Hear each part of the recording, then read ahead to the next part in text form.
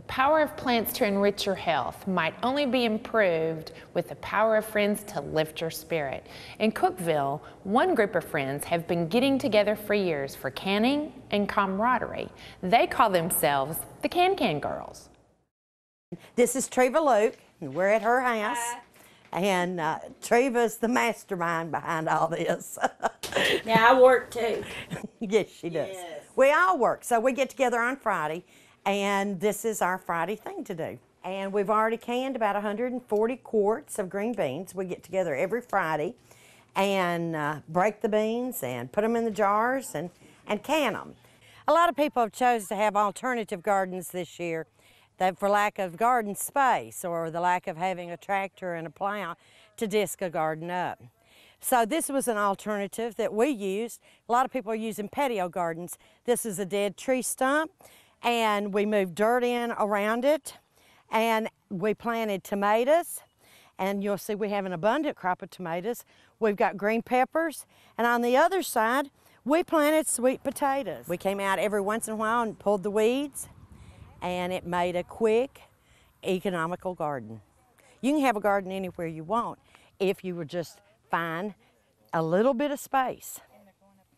You know, you just plant and hope, I guess, is what we do, you know. Treva and I were talking a while ago about when we first started canning, which was when we were kids. You know, of course, we had to help our parents because all of us grew up on a farm. And Debbie said, how did you can your beans?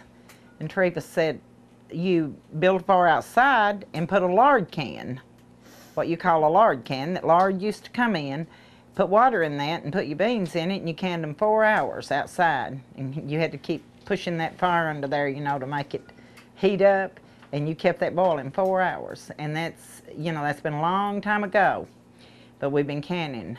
You know, so I grew up doing all this, and I'm really glad I did.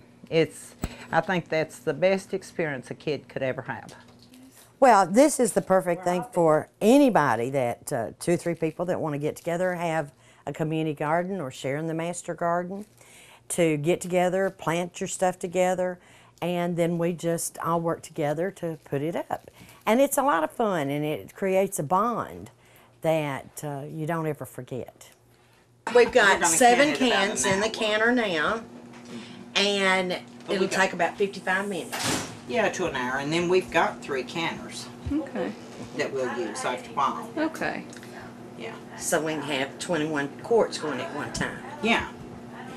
Yeah. That's the good part of doing it together. And the really good part is that we can give Amanda a whole bucket of beans. Yes, we can. And she can just break them and freeze. That's right. And we always manage to get the canner on backwards. But if you look on the front of your canner, it'll have the newer canners will say open and closed and have a little mark on it. All the canners will have this little thing sticking up. And that's all mine has. It doesn't have the open and closed because my canner's so old. Sue's got a newer, nicer canner. Have respect for the machine, follow the directions. If you've built up too much steam and it went into the caution area that we were talking about, the first thing that will happen is this will pop out. If that pops out, you're in the danger zone, you know, to immediately get that off the stove, turn it off, and to let the steam down. If you've missed that, the next thing is the whole thing's going to explode, and I hope you're here to tell us about it. But Roy, Treva's husband, when we first started canning, of course he's passed away, but when we first started canning, Roy made 3 gardens. He didn't want anything bought, and you know, he loved for us to can.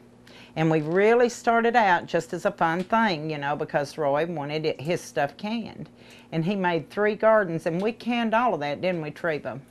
We canned everything in every garden that he grew. It didn't, whatever there was, you know. And this is some of Treva's pickled squash that's so pretty and so delicious.